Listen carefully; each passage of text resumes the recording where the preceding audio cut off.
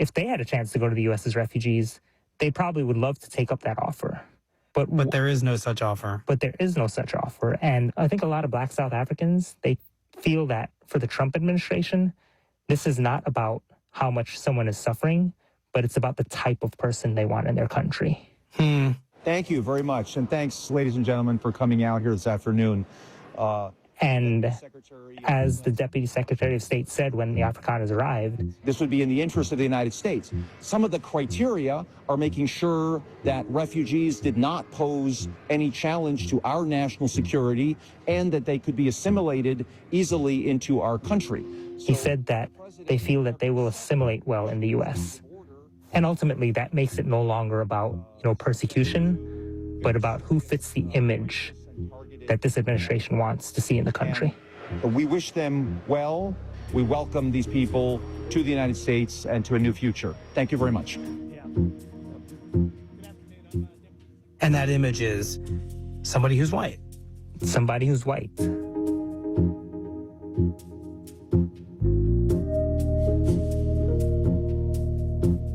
Well, John, thank you very much. Thank you, Michael.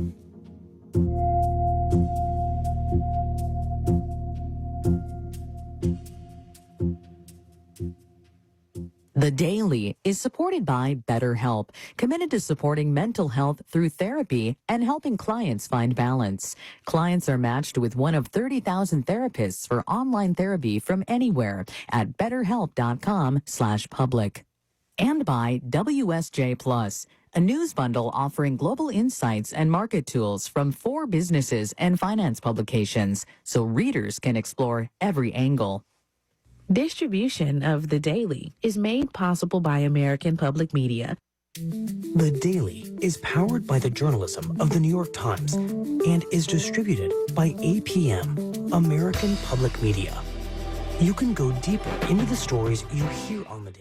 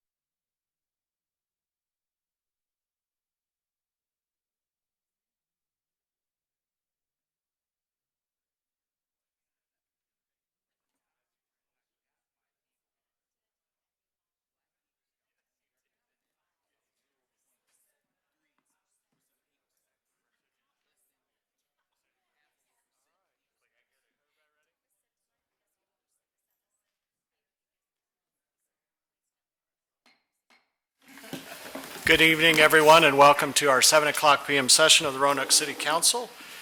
And I'll invite our clerk, Ms. McCoy, to please call the roll. Mr. Volleson? Here. Ms. Powers? Here. Mr. Hagan? Here. Ms. Sanchez-Jones? Here. Vice Mayor McGuire? Here. Mr. Nash? Here. And Mayor Cobb. Here, and a quorum is present. Reverend Dr. Amy Hodge, pastor at Mount Zion AME Church, will be delivering our invocation. And then following the invocation, I'm going to invite Boy Scout Troop 17, sponsored by St. John's Episcopal Church, to come up, introduce themselves, tell us a little bit about their troop, and then they're going to lead us in the Pledge of Allegiance. All right, please stand.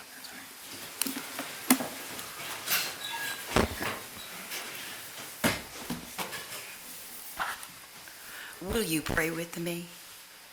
Gracious God, all-wise and all-powerful sovereign God.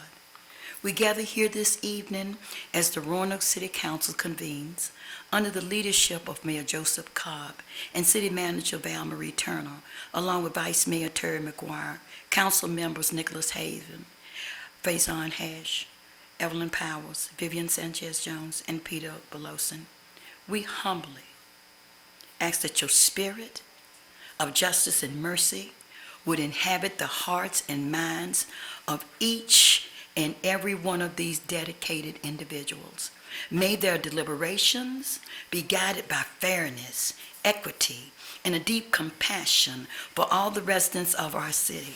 We lift up the needs of the people of Roanoke, praying that they become a paramount concern in every decision made tonight. Grant our leaders wisdom and discernment to understand the challenges faced by our community and to create solutions that foster well-being and opportunity for all.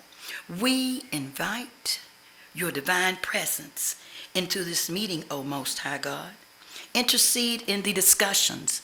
Bless this gathering, that it may be fruitful and lead to outcomes to serve the best interests of Roanoke. May your grace and guidance be evident in all that is said and done. In the matchless, marvelous, miraculous name of your Son and our Savior, we do pray. Amen. Amen. Thank you, Dr. Hodge. I'd like the troops to come up.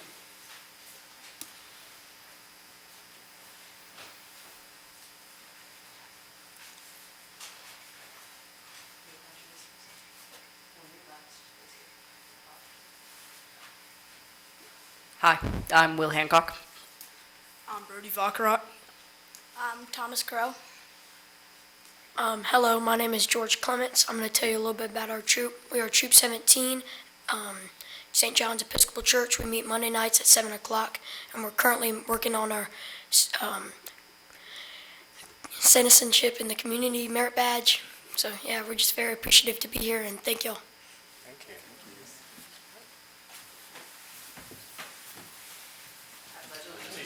To the flag of the United States of America and to the republic for which it stands, one nation, under God, indivisible, with liberty and justice for all. Why don't you guys come up? We'll get a picture with you, okay? You want to just stand right here in the middle?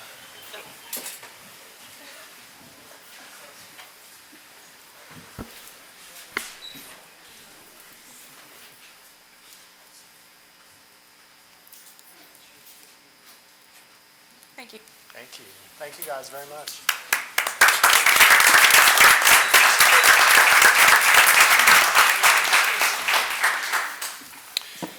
This time I'll invite Councilwoman Powers to certify our closed meeting. I move with respect to any closed meeting just concluded that each member of City Council in attendance certified to the best of his or her knowledge that one, only public business matters lawfully exempted from open meeting requirements under the Virginia Freedom of Information Act, and two, only such public business matters as were identified in any motion by which any closed meeting was convened, was heard, discussed, or considered by the members of City of Council in attendance. Second. Thank you. Madam Clerk, will you please call the roll? Yes. Mr. Volleson? Aye. Ms. Powers? Aye. Mr. Hagan? Aye. Ms. Sanchez-Jones? Aye. Vice Mayor McGuire? Aye. Mr. Nash? Aye. And Mayor Cobb. Aye, and the motion passes. Thank you. We have no presentations and acknowledgements tonight, so we'll move right into our public hearings. Our first public hearing is a request of William H. Chapman Jr., representing Sunlight Bakery Building LLC, to repeal all conditions proffered as part of a previous rezoning at 501 Salem Avenue Southwest, bearing official tax map number 1111315. The conditions proposed for repeal, adopted through the enactment of ordinance number 37957, 111907, dated November 19, 2007, regulate the number of residential units, location of fencing, and retention of buildings on the property, and William Chapman is the spokesperson. There's one measure, an ordinance, and I'll entertain a motion and second. Move the ordinance. Second. Thank you, Mr. Volleson and Mr. Hagan.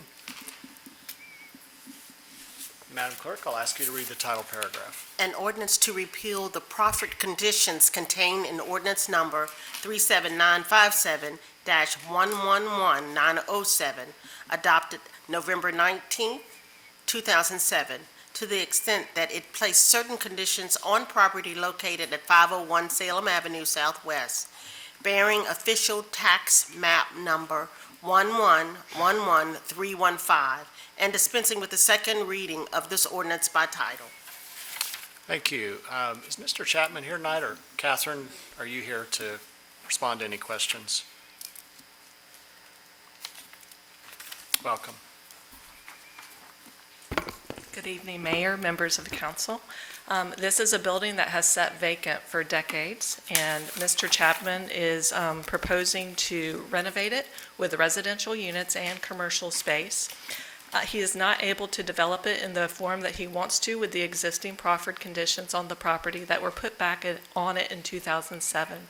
This comes to you with a favorable recommendation from our Planning Commission to have those proffered conditions repealed.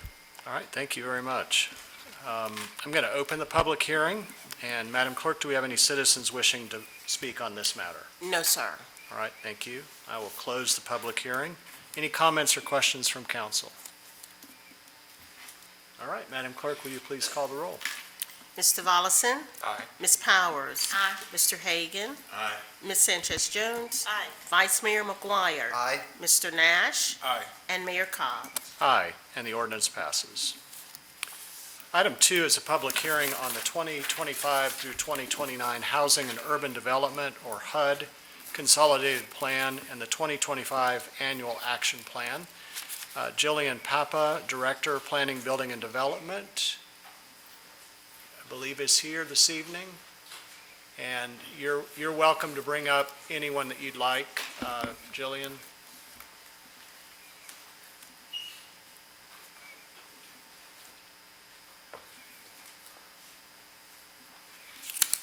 Hi, Katie. Good evening. I'm Katie Kennedy with our Planning Department, and I'd like to introduce our consultant, resource consultant. Her name is Elizabeth McNaney, and she's been working with us as we've been developing the plan, collecting data, assisting with reviewing community input, and I'm going to pass it over to her for giving you some additional information. Thank you. Great. Thank you, Council and Mayor, staff. It's wonderful to be here this evening. We have a short presentation. Are we doing that at this point? Yes. Okay.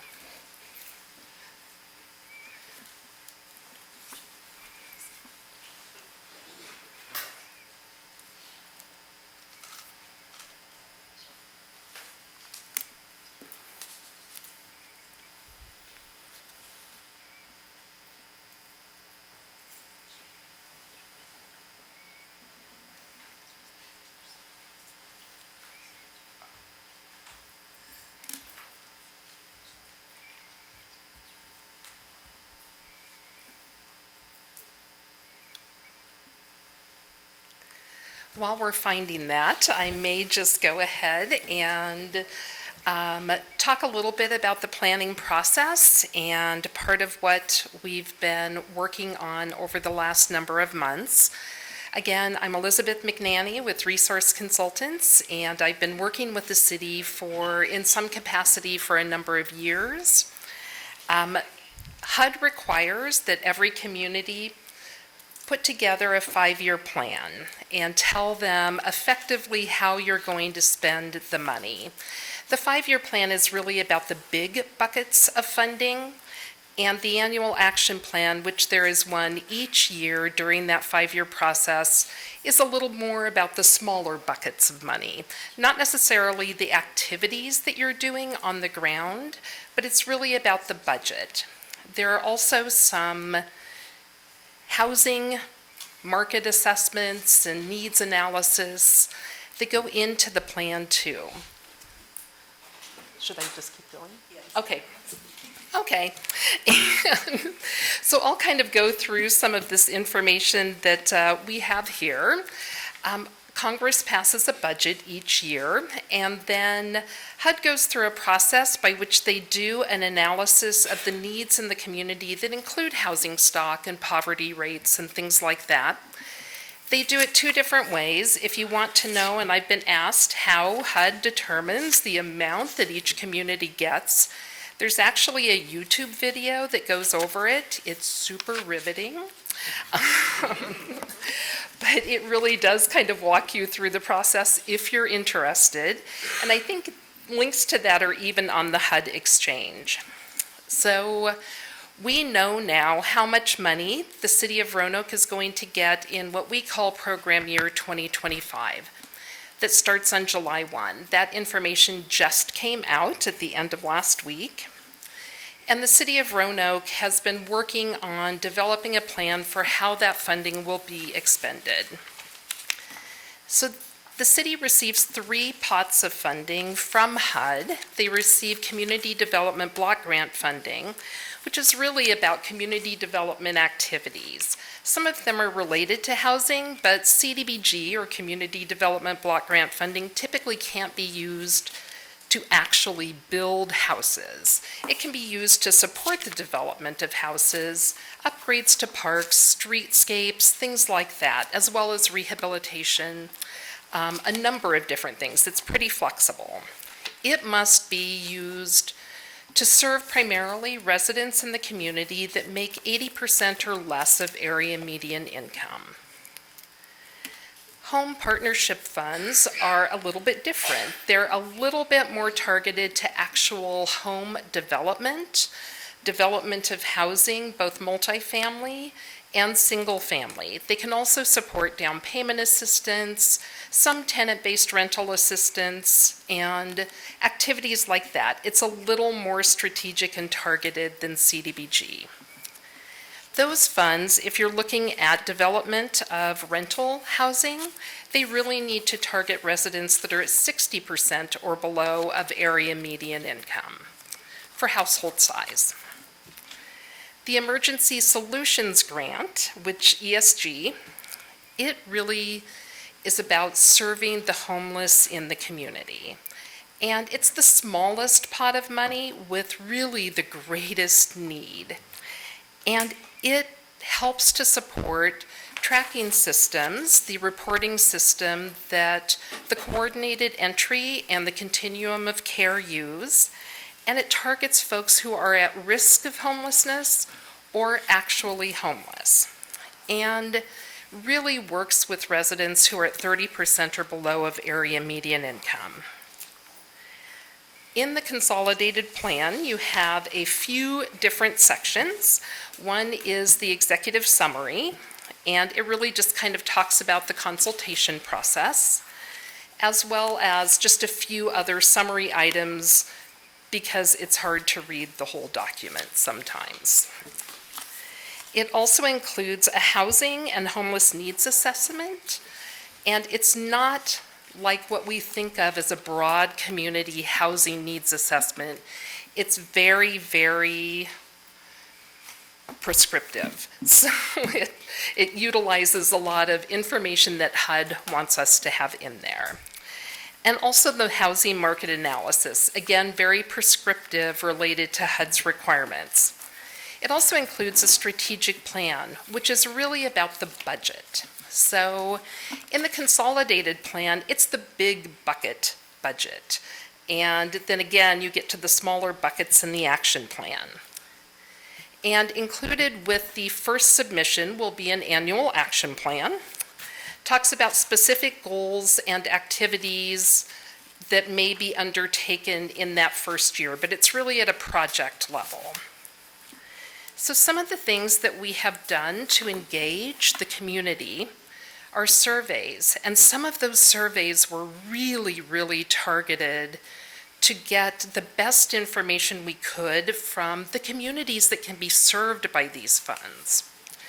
So part of the outreach was, of course, on social media because that's effective, vision boards or visual boards, and at libraries. Also at Casa Latina food pickup. Surveys were, folks were engaged and surveys were gathered. Norwich Community Festival, and the Roanoke Rescue Mission. So that was really exciting because we were reaching people who are literally homeless in many cases, and we're able to talk with them and engage with them about their greatest needs. And we also, during that event, staff was able to hand out some socks and snacks and things like that, and really get engaged with folks there. So these are just some highlights. We've had stakeholder sessions, and we've had those with Brilk, the Blue Ridge Independent Living Center, that's really focused on disability and accessibility needs in the community, and that information is woven through the plan in sections that are very specific to that. BRIC, so the Blue Ridge Interagency Council on Homeless, and that was a way to gather information from a number of stakeholders and was really important. Also, the COC, Continuum of Care, the Fair Housing Board, the Housing Authority, and Legal Aid. Just some highlights. There's a whole list of agencies that were consulted in the plan. Some of the data that we use, it's the American Community Survey data, 2019 to 2023, which is the most recent data that we have. CHAS data, Comprehensive Housing Affordability Strategy. National Low-Income Housing Coalition studies and data from their site. Policy Map, which has some really great information. Your own comprehensive plan. Hazard mitigation plans, and Local Housing Solutions Housing Needs Assessment. They kind of combine some CHAS and ACS data along with some other updated information community by community. So that's really interesting, and it's a great way to gain access to information. The point-in-time count, where you're counting actual homeless folks in Roanoke, and the housing inventory count. So really localized data right there. And so we've really looked at how we can get public comment, how we can engage stakeholders, how we can get the information that's necessary. So of course, through the surveys, housing is a big one. Interestingly, we've heard a lot more than normal about parks, the desire for things like park upgrades and other infrastructure upgrades, as well as services. There's always a need for public services in the community. So in the consolidated plan, as we're thinking about putting this together, you identify high-level needs. And we typically utilize HUD's objectives for these programs, which are decent housing, a suitable living environment, and expanded opportunities for low and moderate income residents. Why do we use those? Because they encompass and really capture every single thing you could do with all of these programs. The goals, which are also in the consolidated plan, are slightly larger in number. I think we have 5. And then the projects, which again are the slightly smaller buckets, so you'll have more of those are part of the annual action plan. This year, and I will say this before I give you the amounts, which you may already know, but this is not enough money to solve any one problem in any community. It's really about leveraging these funds and being strategic about their use. And staff has done that. I mean, they're really thinking about how do we leverage funds to the best ability possible to serve the most residents in Roanoke. The Community Development Block Grant program will receive $1,805,116. The Emergency Solutions Grant, again targeted at homeless or at risk of homeless, will receive $159,190. And the Home Investment Partnership Program will receive $576,593.62 because HUD can't make anything easy for communities. So this is really, again, a robust program, but it has limitations too.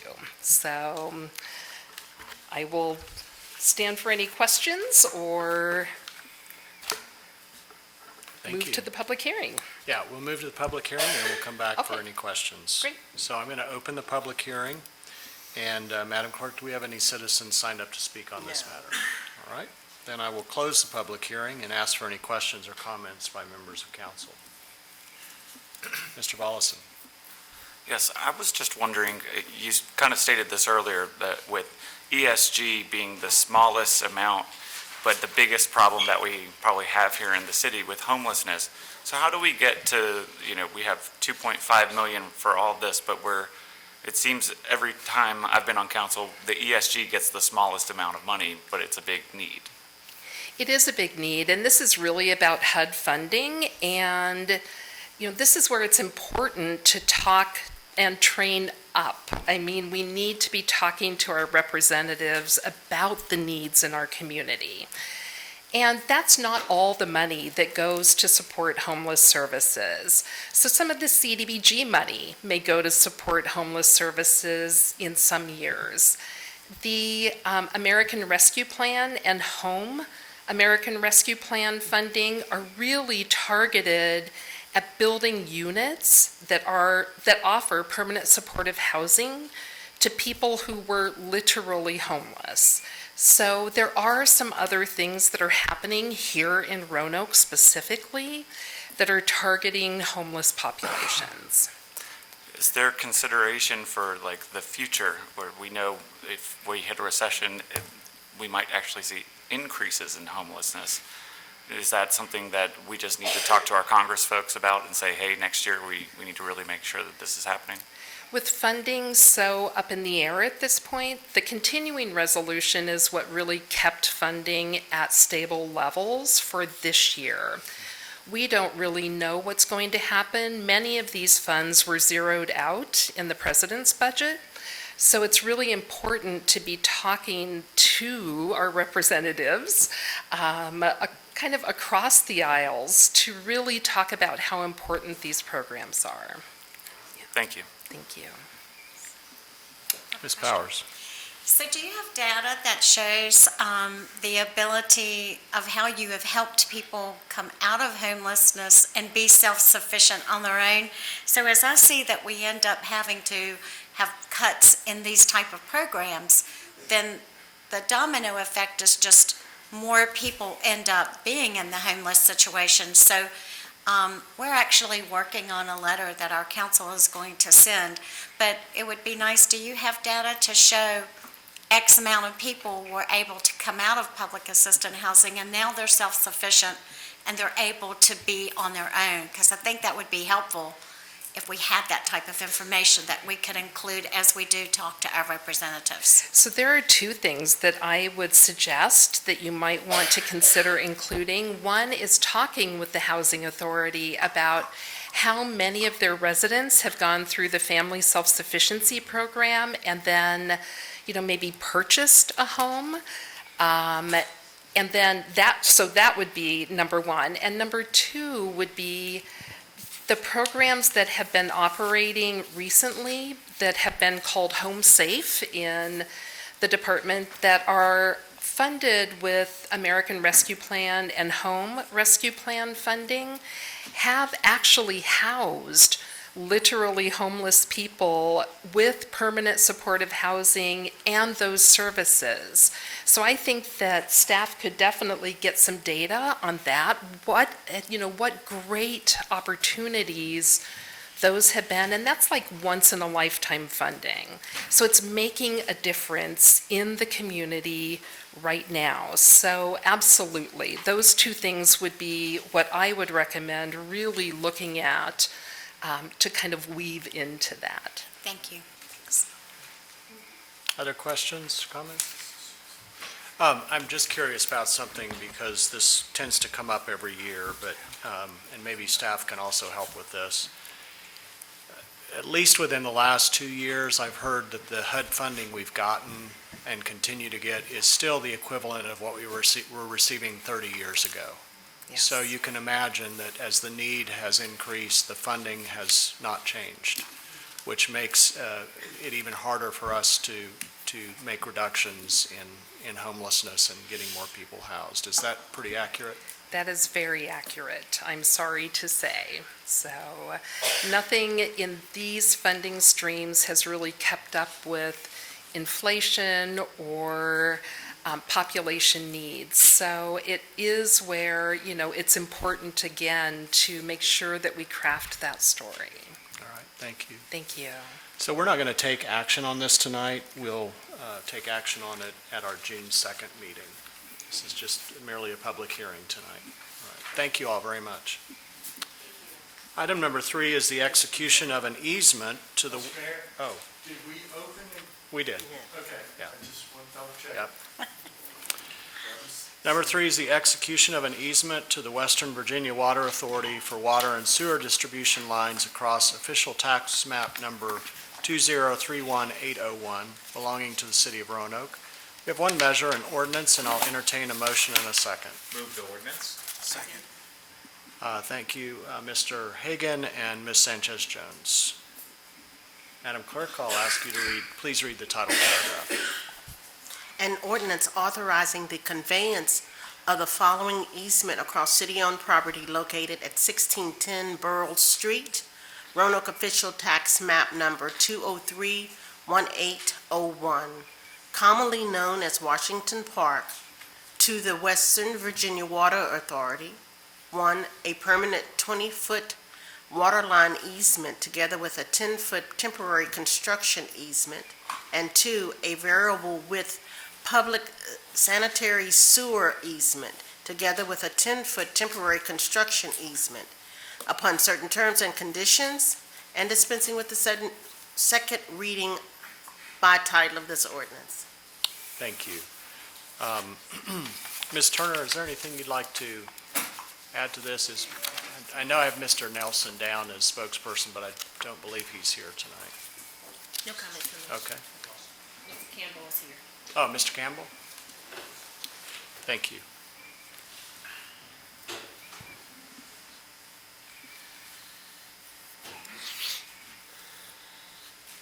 Welcome. Mr. Mayor, members of council, thank you for having me up here. In the document there is in the council report, there is a document that shows the easement that is for existing infrastructure along with temporary construction easements for maintenance of that existing line that runs through Washington Park. So there is no additional construction that will happen within that easement. It's already in place for the existing facilities there. Furthermore, the new pool, the caretaker's cottage, tennis courts, and other amenities there in the park are not affected by this easement. Okay, thank you very much. I will open the public hearing. And Madam Clerk, do we have citizens wishing to be heard on this matter? No, sir. All right, thank you. We'll close the public hearing. Any questions or comments by council? All right, Madam Clerk, will you please call the roll? Mr. Volleson? Aye. Ms. Powers? Aye. Mr. Hagan? Aye. Ms. Sanchez-Jones? Vice Mayor McGuire? Aye. Mr. Nash? Aye. And Mayor Cobb. Aye, and the ordinance passes. Item 4 is to amend Article 2, Real Estate Taxes Generally, Chapter 32, Taxation, Code of the City of Roanoke, to allow by classification and assessment of blighted and derelict property at a higher tax rate. There is one measure, an ordinance, and I'll entertain a motion and second. Move the ordinance. Second. Thank you, Mr. Hagan and Mr. Volleson. And I'll invite our clerk to please read the title paragraph. An ordinance amending and reordaining Article 2, Real Estate Taxes Generally, Chapter 32, Taxation, Code of the City of Roanoke, as amended by the addition of a new Division 10, Classification and Assessment of Blighted Properties and Derelict Buildings, providing for an effective date and dispensing with the second reading of this ordinance by title. Thank you. Casey Bratton, our Director of Real Estate Valuation, is here. Welcome, Mr. Bratton. Thank you. I'll ask if you have any comments you'd like to share. And just for everyone's reminder, we received a briefing on this at our last meeting. Yes, sir. So this is the public hearing and vote scheduled. Well, it's just like Mayor Cobb and Vice Mayor McGuire and members of council, it's just as we said, it's going to be a special tax classification for blighted and derelict property. If it's blighted, it'll be a 5% increase on the tax rate, and if it's derelict, it'll be a 10% increase on the tax rate. And it's just to disincentivize continued, property blighted and derelict condition. If you have any other questions, I'm happy to answer. All right, thank you. I'm going to open the public hearing first. Do we have any citizens wishing to speak on this matter? No, sir. All right, I will close the public hearing and first go to Mr. Hagan and then Mr. Vollison. Director Bratton, is this the maximum amount allowed Yes, sir. by state law? Yes, sir. Okay. Yes, sir. Thank you. I had the same question. Okay. Ms. Powers. Yes, And so ma'am. can you just explain to us what the city's plans is to get this information out to the property owners as you identify these properties? Yeah, we're going to continue to coordinate with code enforcement and just work through them initially with the intention of not just the long-standing property that are derelict and blighted, and we're going to look at those. And I think that's going to be the safest way for us to stay within the legal parameters of doing this initially, and then hopefully we can roll the program out this year in the fall, because what has to happen is these folks are entitled to the same appeal process as taxpayers, so we would have to notify them in January of this condition, or whether or not they're blighted or derelict. So we'd have to go through the same process. So by the fall, we should be assembling that group, that for this initial group, and then sending out notification in January so that they have the opportunity to appeal to us, then the Board of Equalization, and they can appeal to the circuit court as well. So they're entitled to the same appeal process. And then it'll be on the city's website, Yes, ma'am. Yep. along with everything else that we have about we real will estate. update it. Yes, ma'am. Thank you. Other questions? All right, thank you, Mr. Bratton. I'll ask our clerk to please call the roll. Mr. Vollison? Aye. Ms. Powers? Aye. Mr. Hagan? Aye. Ms. Sanchez Jones? Aye. Vice Mayor McGuire? Aye. Mr. Nash? Aye. Mayor Cobb? Aye, and the ordinance passes. Our last public hearing this evening is an amendment to the Roanoke City Public Schools fiscal year 24-25 budget. There is one measure and ordinance, and I need a motion and a second, please. Move the ordinance. Thank you, Mr. Nash and Vice Mayor McGuire. And And we do have, thank you. Councilwoman Sanchez Jones has a statement she needs to read. I, Vivian Sanchez Jones, state that I have a personal interest in item number 15.5 on the May 19, 2025, 7 p.m. agenda regarding an amendment to the school budget because I am an employee of the City of Roanoke Public School Division. And as such, I have a personal interest in this matter. Therefore, in accordance with Virginia Code Section 2.2-3112, I will refrain from participation in this matter. I ask the city clerk to accept this statement and ask that it could be made part of the minutes for this meeting. Thank you, Ms. Sanchez Jones.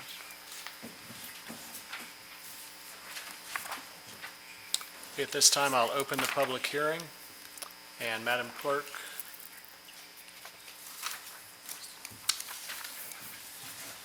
do we have any citizens signed up to speak on this matter? No, we do not. Okay. Then I will close the public hearing. Any questions or comments by council?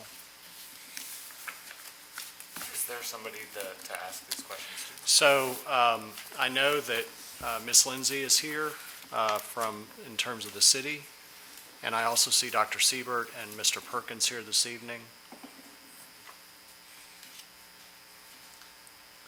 My main question is, well, I guess, Ms. Lindsay, is it true that the city has a $20 million set of debt that is set aside for school construction? I'm sorry, I couldn't quite hear. Is it true that there's a $20 million worth of debt that the city takes out on behalf of the schools? Every year, with certain exceptions, as part of the city's capital improvement plan and the funding sources for that, we have, for the past number of years, set aside $5 million per year. So in our CIP plan for over the 5 years that always covers, you would see $5 million each year. That is then part of what I will call the active funded portion for CIP, whether it's ours or schools or stormwater and so forth. On that, I believe it's called SNAP for short. SNAP for short? Is that... That's where the bond funds go. Okay. When the bonds go to market and they send us money, they go into SNAP. That's managed by the Commonwealth of Virginia. And as expenditures come for each project or that is funded by that year's bonds, we reimburse ourselves. Same with the schools. So because schools are their own entity, set their own spending plans, they have a SNAP account, just like we have a SNAP account, and do so for each of the different bond issues, which are generally by year. So the 2024 bond issue has a school portion and a city portion that lives there with SNAP folks. And yes, I would have to double check the most recent SNAP reports that we get to remember the exact numbers, but that's in round numbers, that's very close. And does the city pay interest on those bonds that are already taken out? SNAP pays interest to schools and to city. And then, of course, the repayments of the bonds are an amortization schedule that are provided prior to the sale of the bonds. So we all know schools have their debt service repayments and city has theirs. And so at this time, that $20 million is not being currently used and we are paying interest on it as a city. Well, schools pay their own debt service, so we are not having to pay, and they would then collect interest earned from SNAP, and that goes their direction, so to speak, and we do the same with ours. So the reason I'm asking these questions is because I believe that these requests that we're approving this evening are some of these funds could have been used by the debt that's been taken out. And so I'm wondering why the school system is not using the debt that we've already taken out versus cash funding for these things. I honestly don't know the answer to that because I don't know the detail of what those bonds that are the funds from are sitting in SNAP were designed to cover spending-wise. So what is before you, as far as I'm aware, is additional request above and beyond what is funded or planned to be used by the SNAP funds. Thank you. Sure. Okay. Any additional questions? All right. Did you read the opening paragraph? Did I ask you to do that, Ms. McCoy? No. Okay, I just leapt right over that. So could you please read that into the record? My apologies. Okay. An ordinance amending the City of Roanoke's annual budget for fiscal year 2025, previously adopted by City Council to appropriate funding for educational purpose in order to fund certain school board budget shortfalls and dispensing with the second reading by title of this ordinance. And the ordinance further spells out that this is for continuing and new capital projects. All right. All right, Madam Clerk, I believe we're ready to vote. Okay. Yeah, he did. Okay. An ordinance amending No, this. we're ready to vote. You're ready to vote. Yeah. That's why I was double Sorry, looking I here. added to got the all these confusion things. there. My All right. apologies. Mr. Volleson. Aye. Ms. Powers. Aye. Mr. Hagan. Aye. Vice Mayor McGuire. Aye. Mr. Nash. Aye. Mayor Cobb. Aye, and the ordinance passes. Thank you. Okay.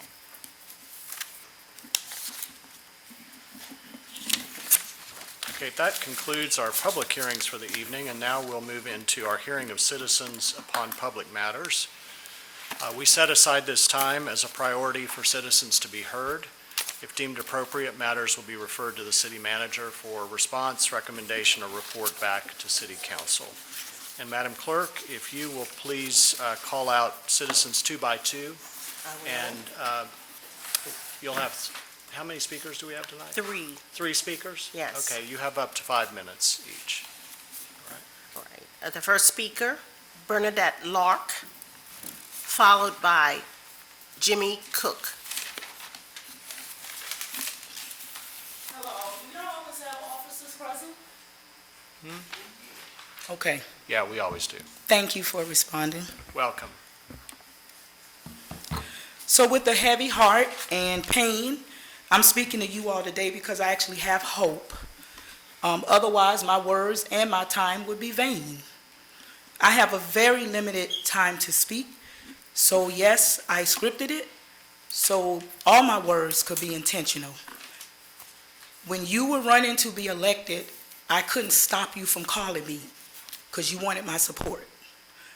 But when I sent you formal complaints, only Vivian called me.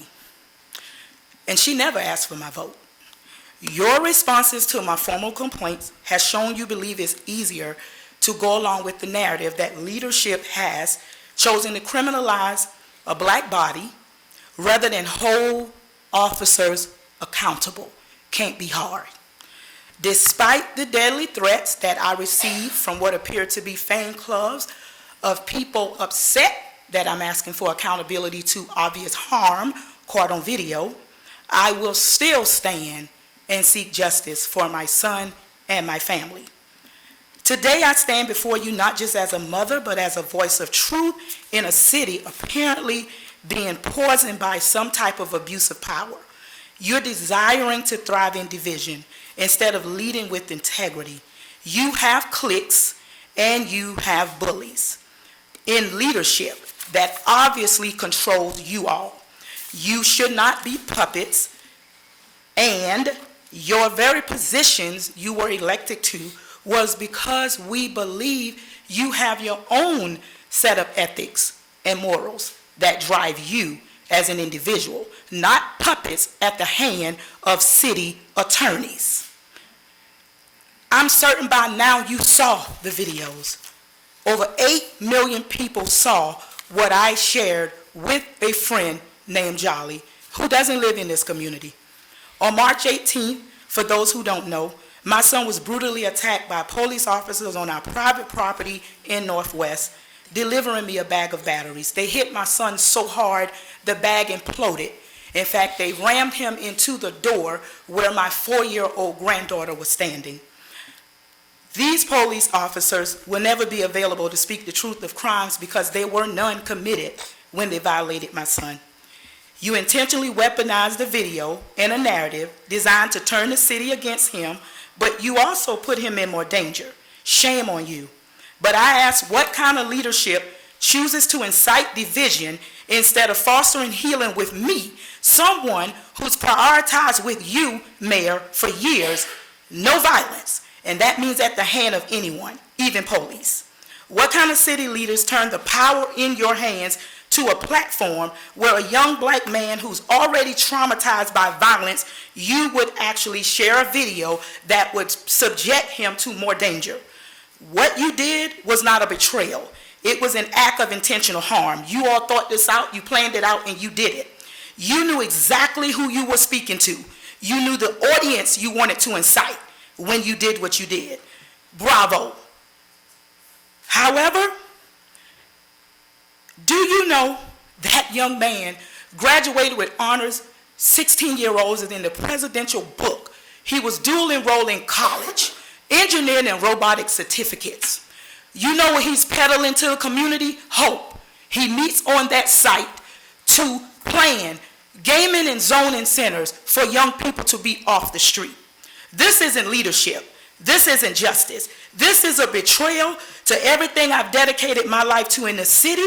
This is an abuse of power, and you are weaponizing public trust. Today, I came to call it out. I will be back to speak. So to shorten this, I believe city leadership knew from the beginning of this investigation when you saw the videos, my son had done nothing wrong, that would warrant this. But I say to you and everyone in this space and everyone who see this video, had those doors open and it was a white person, specifically a white female, coming to bring me a bag of batteries, she would not have likely been treated and brutally attacked the way my son was. And that is what makes this wrong. Until we can see people in the eyes of love and humanity, I will not stop speaking, I will not stop demanding, and I will not be silenced, even though you became mute to me, because you clearly are scared of whoever has the power to control you. And yes, I'm speaking to all of you. I've been through this before, but not this time. I had to expose the truth. I know my time will run out. So let me tell you what equitable treatment looks like. It's when every single one of you in this room can go home and reflect on the truth of my words. And if you even have a 1% doubt that this would have happened had my son been a white female, you owe us transparency, change, and equitable care and treatment, especially in Northwest City, where we work and we serve. I am speaking directly to you. I haven't gone anywhere yet. You're trying to drive me and my family out of the community, and all we do is serve our youth. Shame to treat us this way. Thank you, Ms. Hodge.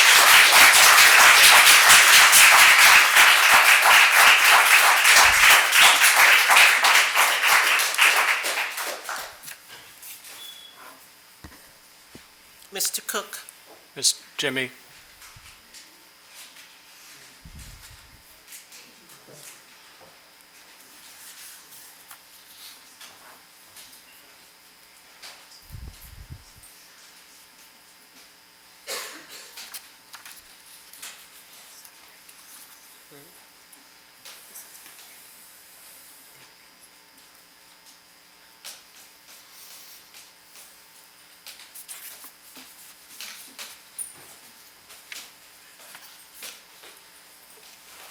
Good evening, Mayor Cobb, and to the City Council. I'm not going to speak, Ms. Randolph is going to speak for me because I had a stroke, so I can't talk. Thank you, Mr. Cook. Good evening, City Council. I'm back again. I'm back because of situation with Hurt Park. I need to give you a little history of Hurt Park. We are the residents of Southwest, but Hurt Park was originated because the city did away with Northeast. You know about that history. So I moved in the old Hurt Park, and I lived there with my children, and I enjoyed the old Hurt Park. But, you know, people move out. I retired, went to West Virginia, and I moved back, and I said I would live nowhere else but Hurt Park, and that's where I moved to. I'm 77 years old. I am retired from radiation oncology, part of Korean, and I am on a limited income. But the reason I'm here today is that, as the lady spoke earlier about homeless, we might become homeless because of rent hikes. I am not rich, I own no property, and I haven't hit the lottery. So there's no way that I can be on tax credit, low income, hood apartment, and housing expects me to pay them $950. For what? You don't even keep up with the property. There are things that they need to do that they don't do. I have been there ever since 2014. I am still there. I have never been late with my rent. Matter of fact, we're early because we get paid on the 3rd of the month, and we're always early. I cannot understand how people in Roanoke can see us as less. I have taken care of multi-million-dollar people in the Roanoke Valley, and I have taken care of the poorest in Roanoke Valley. I demand justice because now I am a senior citizen. I thought this would never happen to me. If somebody had told me, Brenda, that you be treated as such, I would not believe it. I sympathize for senior citizens, not because I am a senior citizen, it's because I am on a fixed income. We have stressed about this rent income, hike. It's not fair to us to have to run our heads into a brick wall and we can't go nowhere. My daughter and I have traveled all over Roanoke checking housing. Some of these realtors want you to pay a double rent. Okay, so if their rent is $1,200, that means what? You expect for me to pay a double rent plus a deposit? That is ridiculous. Who do you think we are? If you don't want us in the community, tell us. When you build something for us, then we're treated this way. I went up on Brandon, and I could tell you where it is. It's near Stratford Park, and I said, let me go.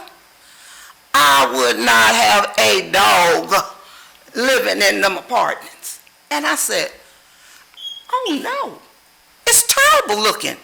I should not drop to a level that I'm not used to. I'm not trying to be bougie, and I'm not trying to be all that.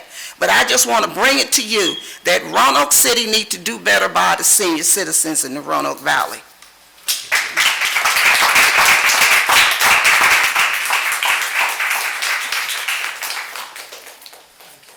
Thank you, Mr. Cook and Ms. Randolph. Who's our next speaker? We don't have any more. That's it. Oh, that's three? Okay. We're done. So it was those three speakers? Yes. Okay, thank you. They were signed up individually. Oh, I see, okay. Okay.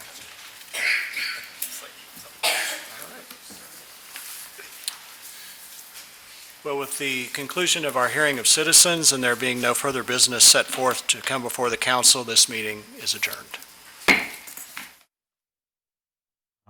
Because you won't see its effect for a long time.